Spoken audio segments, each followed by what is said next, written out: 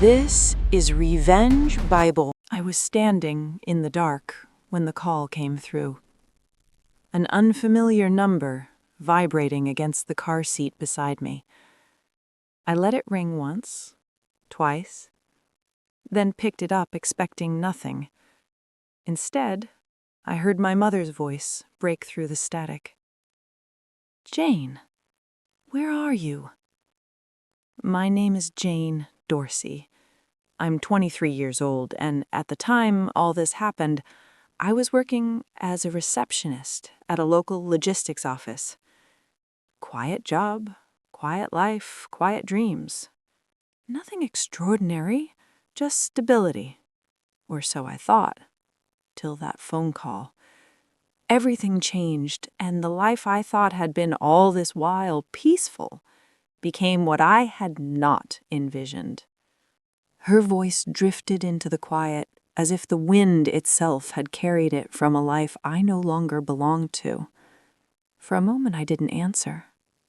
I just stared ahead at the faint glow of a distant street lamp, its light trembling through the early evening fog. I remember thinking how strange it was that a single sentence could pull at a wound I had been trying so hard to stitch shut. Where was I? Anywhere but home. I tightened my grip on the steering wheel, feeling the cold leather bite gently into my palms. It had been months since that night, the night everything fell apart, the night I realized how disposable I was in the place that was supposed to know me best. I used to imagine home as warmth, stability, something to lean into at the end of long days. But that evening, when I pulled into the driveway after work, the first thing I saw wasn't the porch light or my mother's silhouette waiting at the door. It was my life, my clothes, books, framed photos, even my childhood blanket, piled in the garbage like the remnants of a stranger. My suitcase sat by the gate, and my father stood in the doorway with the kind of stillness that tells you the decision is final. You're 23 now. It's time to move out. No warning, no conversation, no softness. Just the sharp truth of his voice and the unmistakable message underneath it. We're done taking care of you. I remember picking up the suitcase, numb, while my mind scrambled to make sense of the moment. I remember my mother standing behind him, not saying a word, not even stepping forward. Silence was her language, and that night, she spoke it fluently.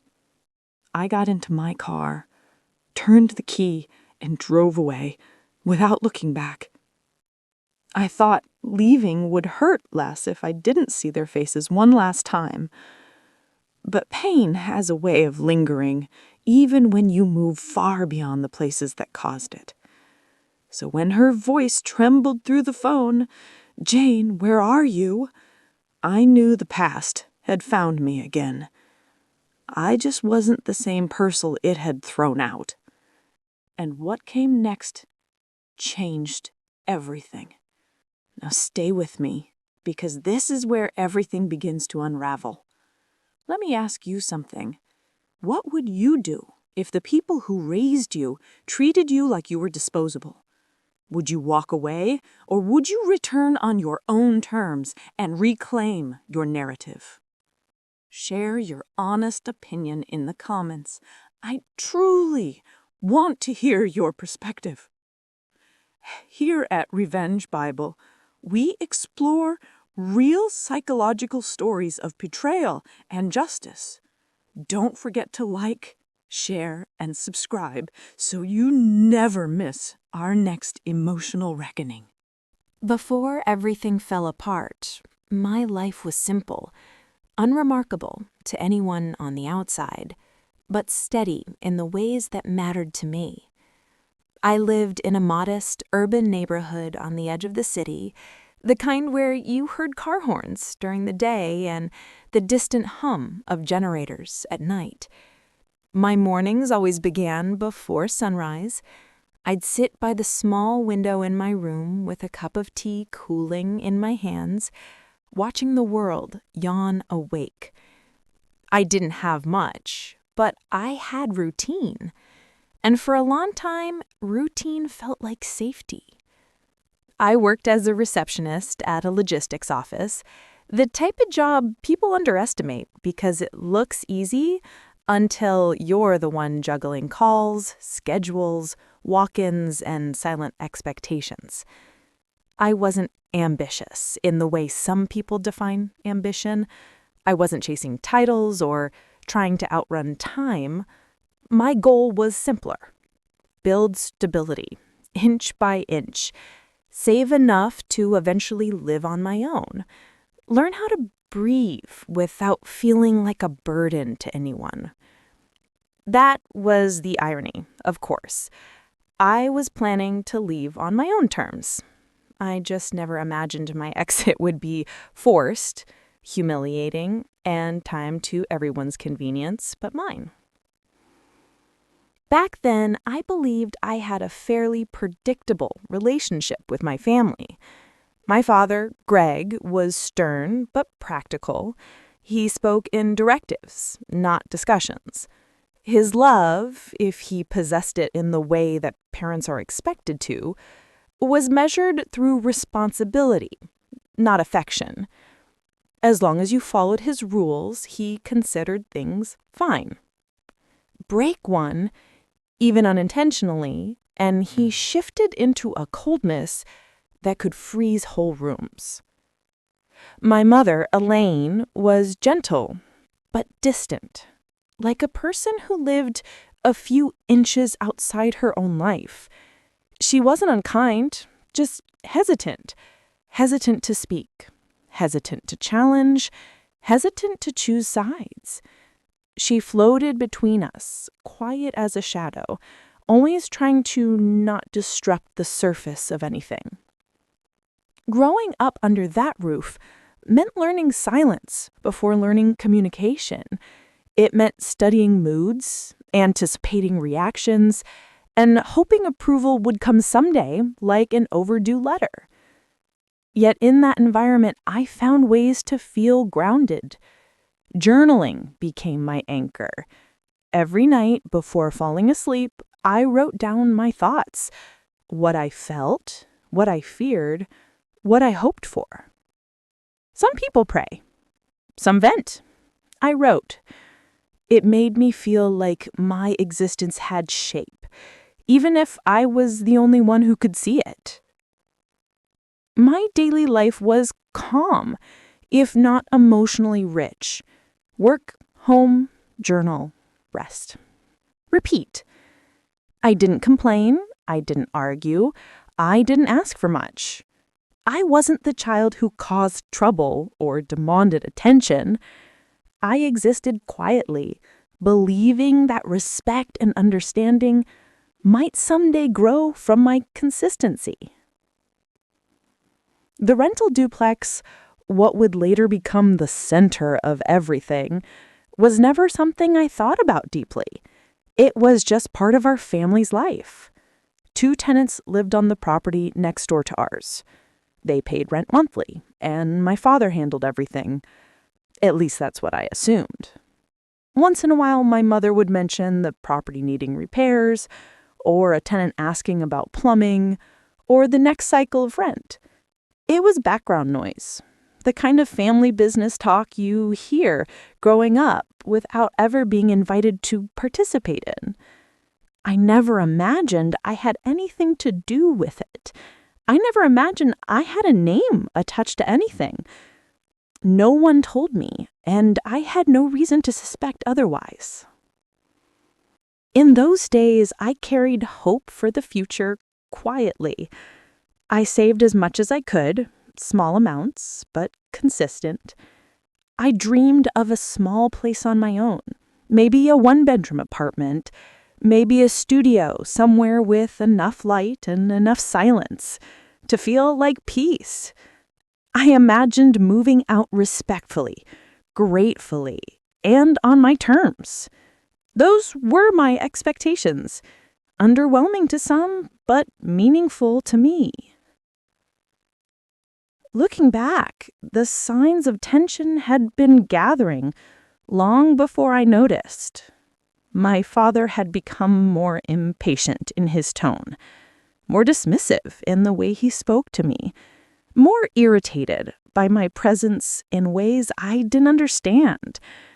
I chalked it up to stress, bills, or their own private conflicts. I never imagined it had anything to do with me.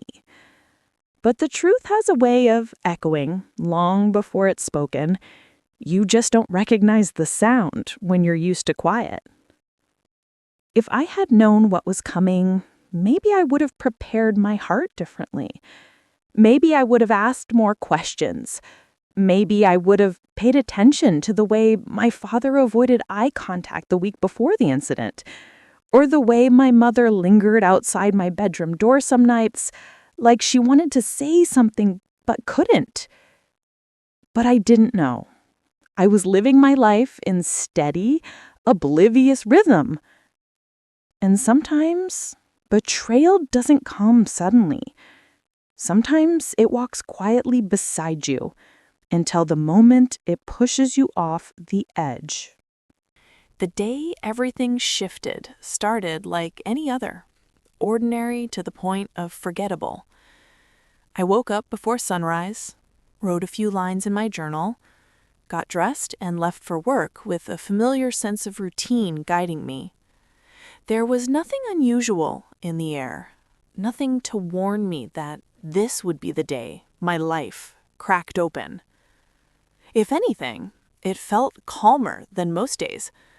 The city was quieter, the morning traffic lighter, and even the office had a strange stillness to it. I remember thinking it might finally be the kind of peaceful day I'd been needing. Work moved slowly, one call at a time. By late afternoon, I was tired in the typical way, mentally worn from smiling at strangers over the phone, from scheduling deliveries, from navigating small tensions between coworkers. I clocked out with relief, grateful to head home and slip back into silence. I didn't know I was driving toward the moment that would redefine who I was, what I accepted, and what I refused to tolerate ever again. When I turned into my street, the first thing I noticed was the drawn-out quiet. No movement, no familiar neighborhood sounds, just a long stretch of stillness. It wasn't alarming, just strange enough to make me feel like I had stepped into a different version of my life. But nothing prepared me for what waited at the end of the driveway. The garbage bin was overflowing. My clothes hung over the rim like abandoned memories, shirts I'd folded the night before, jeans I wore everywhere, the soft sweater my mother had given me years ago. Books I'd collected since childhood were tossed carelessly on top, their pages bent and dirt-stained. A framed photo of me at 16 lay cracked at the bottom, the glass catching the dying sunlight. My suitcase was propped against the gate, unzipped, half open, like someone had packed it in a hurry. My toiletries were thrown into a small plastic bag. My journal, the one I treated with more care than anything in my life, was lying on top of the pile, smudged with something dark from the bin. For a moment, I didn't move. My hands tightened around the steering wheel, and my heartbeat began pounding louder than the engine. I blinked once, hoping I was misinterpreting what I saw. Blinked again, hoping the world would rearrange itself. It didn't. When I finally forced myself out of the car, the evening air was cool, almost mocking in its gentleness. I walked toward the pile as if approaching the ruins of someone else's life. Then the front door opened, and my father stepped into the doorway. He didn't look angry. He didn't look conflicted. He looked resolved, like someone who had made a decision hours earlier and had been waiting for the moment I'd arrive. He said, "You're 23 now. It's time to move out." That was it. No explanation, no warning, no empathy. Each word landed like a quiet blow, the kind that doesn't bruise the skin but slices straight to the core. I opened my mouth, but the shock made it impossible to speak. My father just stood there, arms crossed, face expressionless. I managed to whisper, "Why like this?" He shrugged, as if the question itself annoyed him. "You're too old to still be here. We need the space. You should be on your own." Behind him, my mother appeared, her posture small. She didn't step forward. She didn't protest. She didn't even look me in the eye. Her hands twisted anxiously at her sides, but her silence felt heavier than any words she could have spoken. "Mom?" I asked, hoping somewhere deep inside that she would break the script, step into the moment and soften the blow. But she didn't. She just whispered, "It's better this way, Jane." Better for whom? I felt my stomach twist, my breath shorten. The ground beneath me didn't feel steady anymore.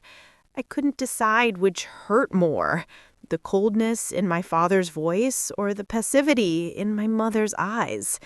I'd never expected them to be perfect, but I never imagined they would choose the easiest path for themselves at the expense of my dignity. I knelt beside the pile and slowly lifted my journal, brushing off dirt with trembling fingers. It was surreal, like watching someone else's life being dismantled. A part of me kept waiting for someone to say this was a misunderstanding, but no one did. My father exhaled sharply, as if annoyed that I wasn't moving fast enough. He said, "Take your things and go." Those 3 words felt like a final severing of something I had spent my whole life trying to hold together.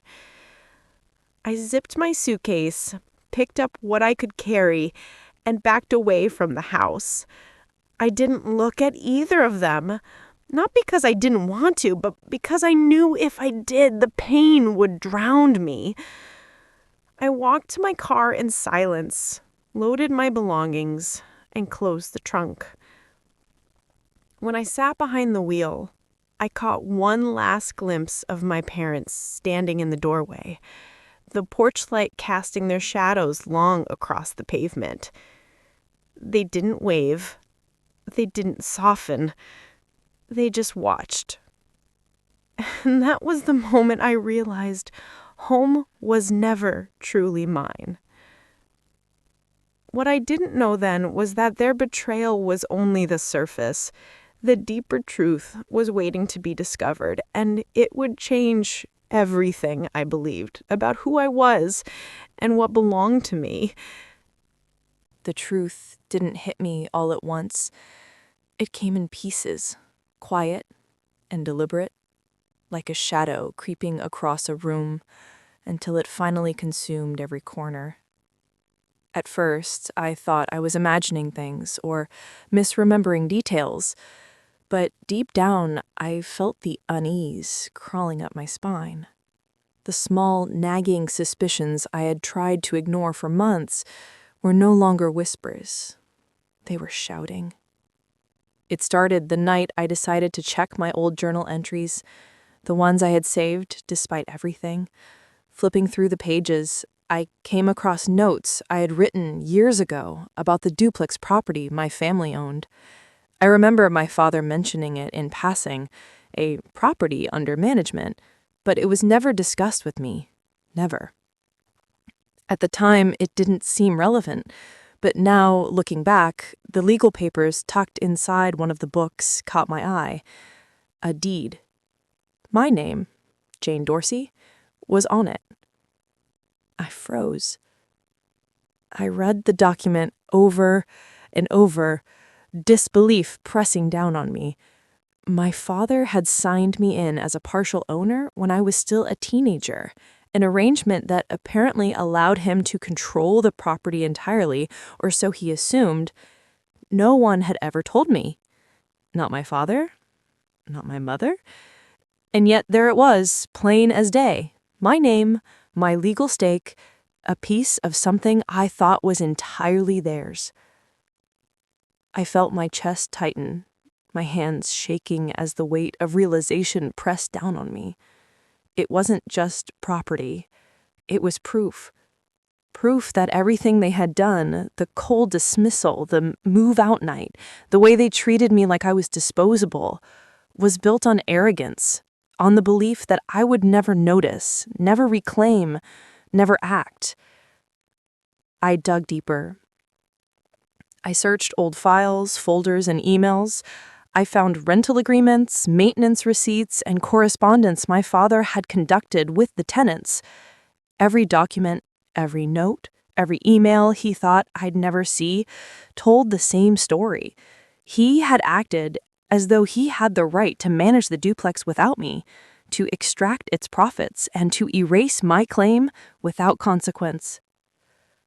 The realization was devastating. I had been pushed out of the home I grew up in, humiliated and abandoned, while my name was being used as a silent instrument in their control. And worse, my mother, who had always stood silently on the sidelines, had known, or at least suspected, and said nothing. Her passive compliance made her just as complicit in the betrayal. I remember sitting on the floor that night, surrounded by papers, my journal open in my lap, trembling and unable to breathe. The quiet in my apartment felt enormous, oppressive, yet it allowed me to hear my own thoughts, sharp and clear and unforgiving. I realized then that this wasn't just about being thrown out. This wasn't about anger at a harsh word or cold look. This was about identity, ownership, respect, and justice. This was about reclaiming what was legally, morally, and rightfully mine. For hours, I pieced together every transaction, every signature, every oversight my father had made by assuming my ignorance. Each discovery was a spark of anger, yes, but also of empowerment. I could feel the shift inside me. The same voice that had been silenced for so long was now rising, calm, deliberate, and steady. I wasn't reacting blindly. I was planning, observing, understanding. Then I found the voicemail I had recorded the night I was thrown out. My voice, tight with pain and disbelief, asking my mother and father why they had done it. I listened to it repeatedly, not out of self-pity, but as a reminder of the injustice I had endured, the humiliation I had survived, and the determination I now carried. I also spoke with Mr. Halston, the retired neighbor who had watched my family for decades. Over cups of tea and quiet conversations, he helped me piece together the history of the duplex, confirming that my father's assumption of sole control had always been legally precarious. Every loophole, every oversight, every document left unchecked was now mine to leverage. By that end of the week, I had a clear understanding of the truth.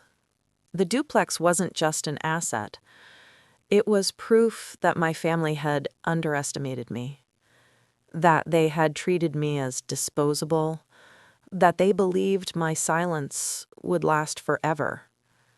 And yet here I was, fully awake, fully aware, and ready.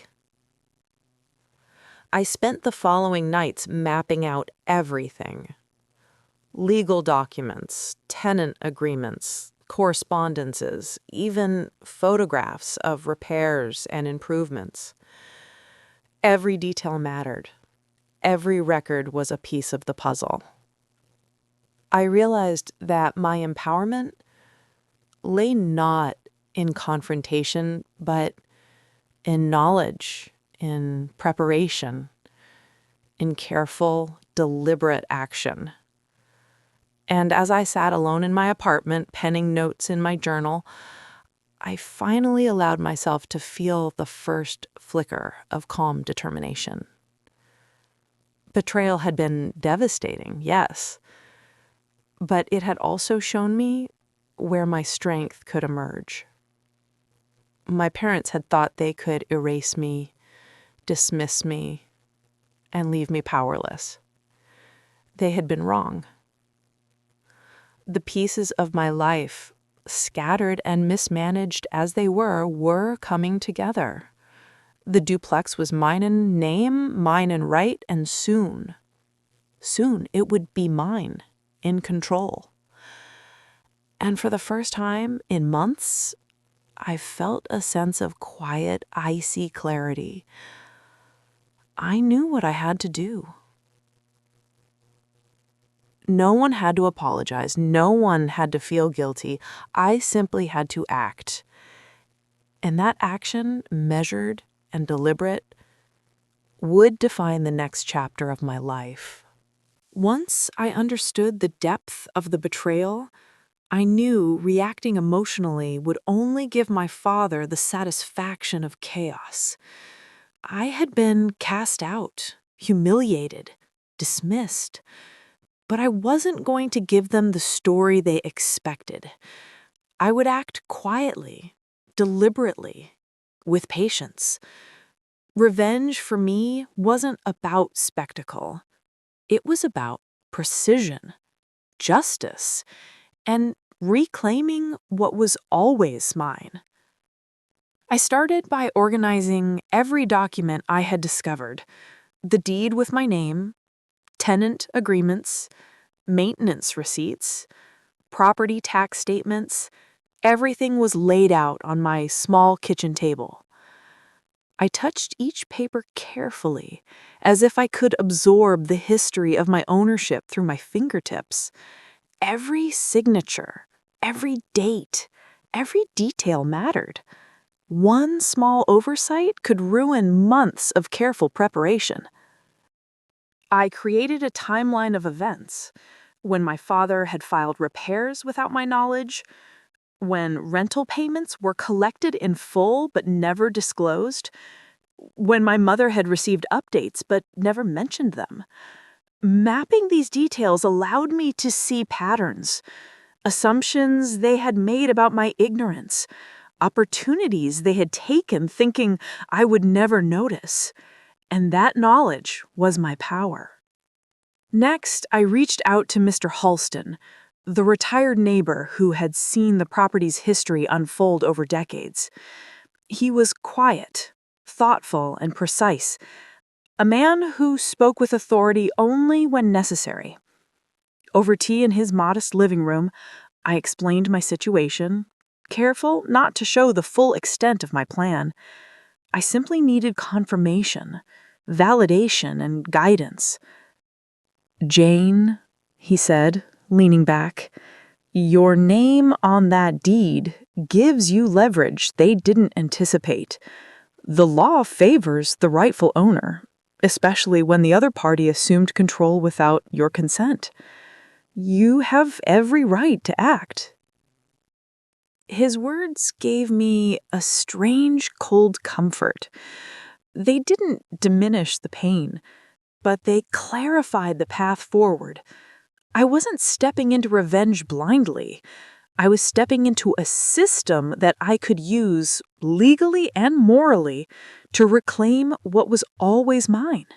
Attorney Leela Monroe was the next piece of my plan. I scheduled a consultation under the pretext of general advice. She was sharp, calm, and methodical, the kind of lawyer who didn't get rattled by personal drama, who saw clarity where others saw chaos.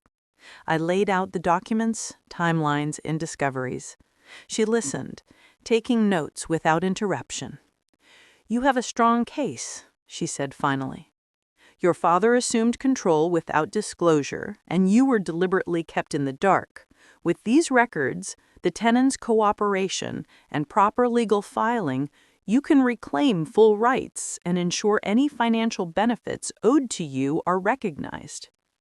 Her calm certainty mirrored my own growing determination. I wasn't looking for confrontation. I was looking for justice.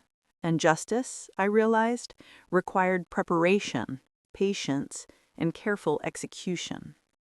I spent days compiling tenant statements and corroborating evidence. I called a few tenants individually, explaining my situation in a neutral tone, asking them to confirm facts I already knew. Every voice aligned with mine. Every statement became another layer of validation. Each conversation reminded me of the power of observation and patience. My betrayal had been silent and covert. My response would be deliberate and undeniable. Simultaneously, I revisited my journal. Each night, I wrote about the plan, not just logistics, but my emotions, fears, and intentions. I needed clarity and emotional control. Revenge without composure could look like desperation. Justice required discipline. Writing it down allowed me to process, to strategize, and strengthen my resolve. I also mapped out potential obstacles. My father could deny the document's authenticity. My mother could claim ignorance or act as though she had no role. Tenants could become hesitant.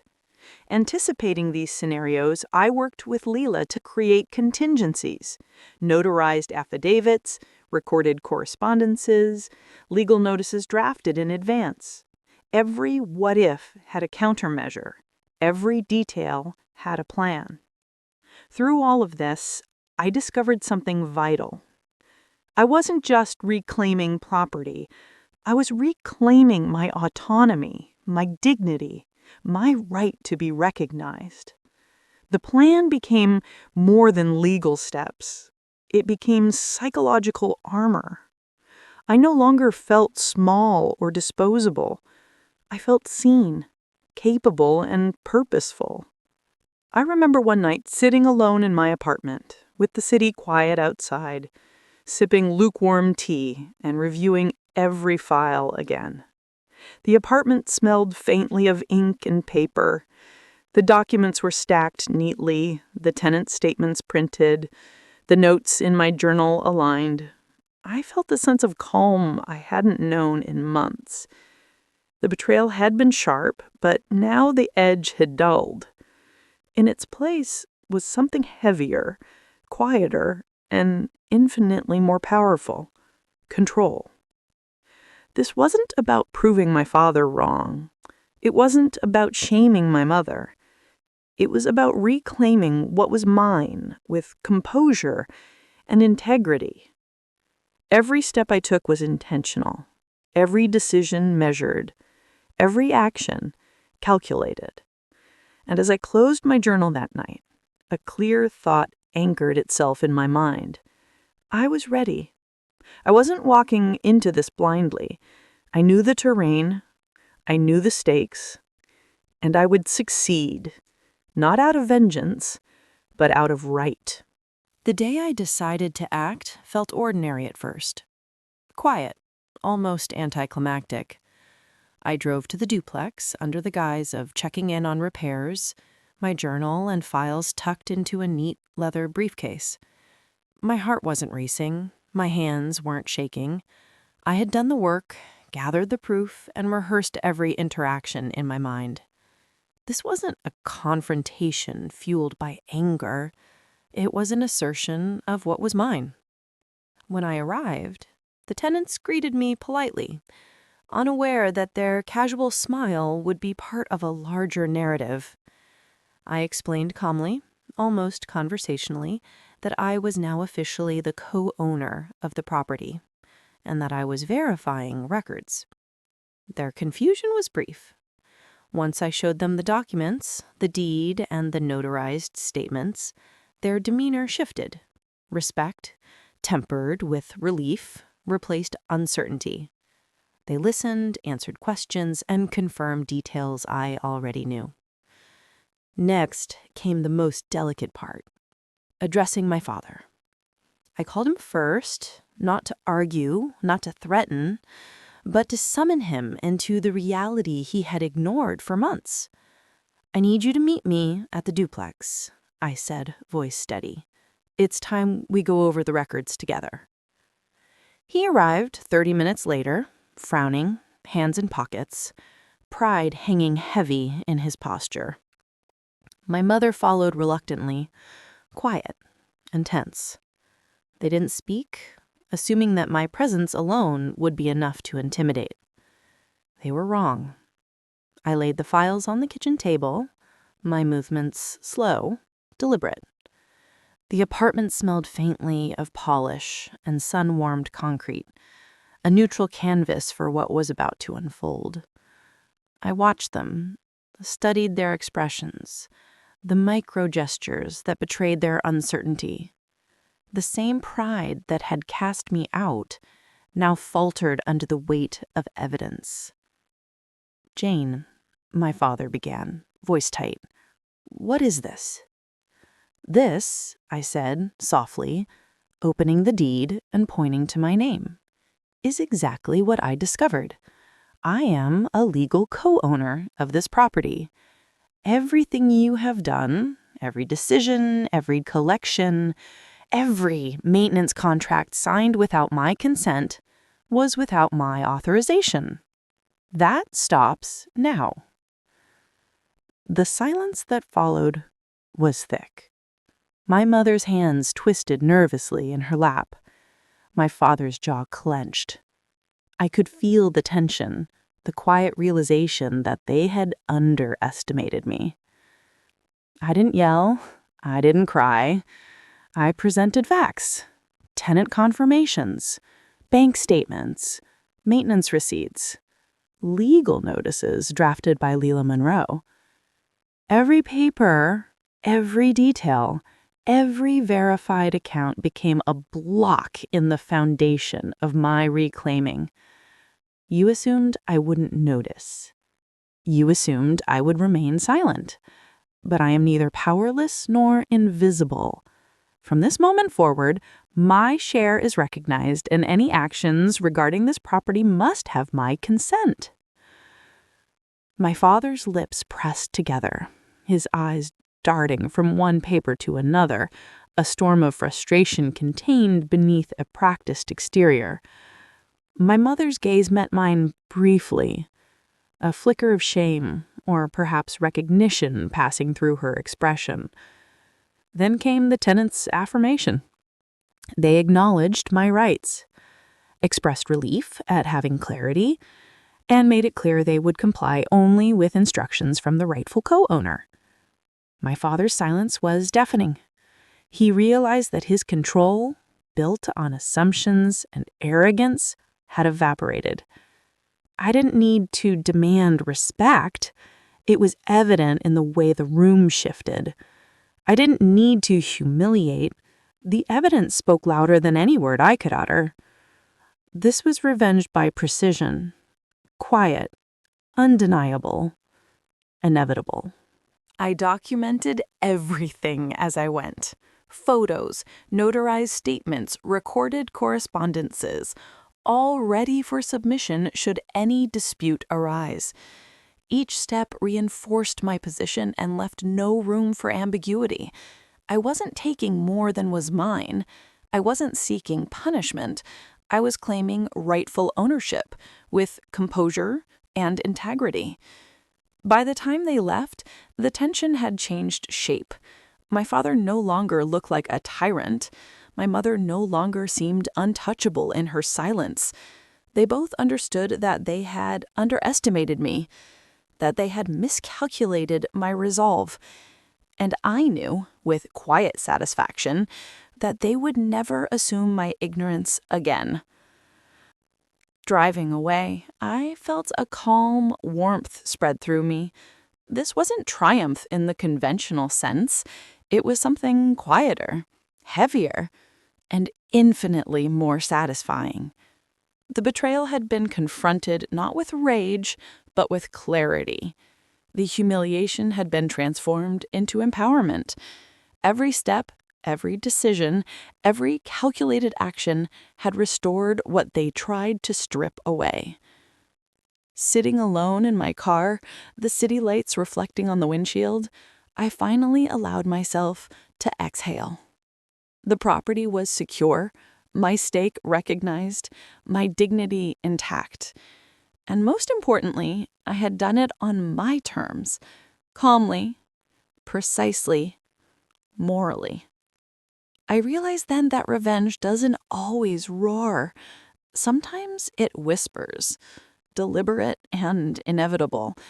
And when it lands, it leaves a mark that cannot be ignored. The betrayal had been real, the humiliation raw, but justice, measured and poised, had arrived. And this time, the story was mine to tell. The weeks after reclaiming the duplex were quiet, almost surreal. The tension that had followed me for months, the fear, the humiliation, the disbelief, slowly began to ease. I no longer felt like a guest in my own life, no longer like a shadow in my family's world. For the first time in a long time, I felt entirely present in my own story, fully awake to my own choices and their consequences. I kept my routine, of course: work at the logistics office, evenings with my journal, cups of tea on the balcony while the city lights blinked below. But everything had shifted. I moved with a sense of authority, quiet but unmistakable. Decisions I had once deferred, afraid of confrontation, I now made confidently.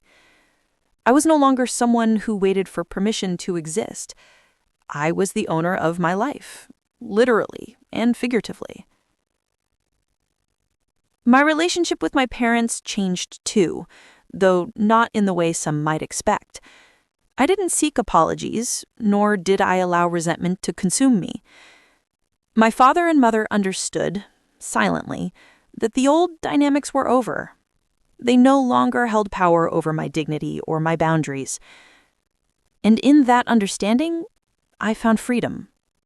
I didn't need validation from them anymore. Their recognition, when it came, was simply a mirror reflecting the respect I had demanded and earned for myself. Revenge had never been about anger. It had been about reclamation. It had been about quiet justice and moral clarity. The duplex, the legal acknowledgement, and the tenant's recognition were symbols of something larger: my refusal to be treated as disposable. They were proof that composure, strategy, and patience could transform humiliation into empowerment. I had turned betrayal into leverage, and leverage into agency. And beyond the property, something deeper emerged. I discovered strength in solitude and clarity in reflection. I realized that life could be stolen from you in moments of thoughtless cruelty, but it could also be rebuilt with intention and care.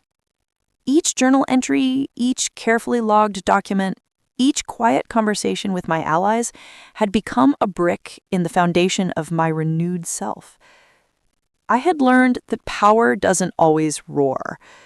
Sometimes it hums quietly beneath the surface until it arrives at exactly the right moment. Now, when I think about that night when I left home, bags in hand and humiliation in my chest, I no longer feel anger, only gratitude for the lesson it forced me to learn. Betrayal was not the end. It was the beginning of something greater. I had reclaimed not only a property, but my voice, my boundaries, my confidence. And in that reclamation, I found peace. I finally understood what it meant to return on my own terms. The world had tried to write my story without my consent. I chose to rewrite it, calmly, deliberately, and with full moral clarity. And that choice, that quiet insistence on dignity, has become my guide ever since. The past didn't vanish, but it no longer controlled me. I am Jane. I am 23, a receptionist by day, a careful architect of my own life by choice and strategy. And most importantly, I am untouchable. Not because I am unfeeling, but because I know my worth, and I refuse to let anyone else define it. This was another story from Revenge Bible, where we turn pain into purpose and betrayal into balance. Subscribe and join us for the next transformation.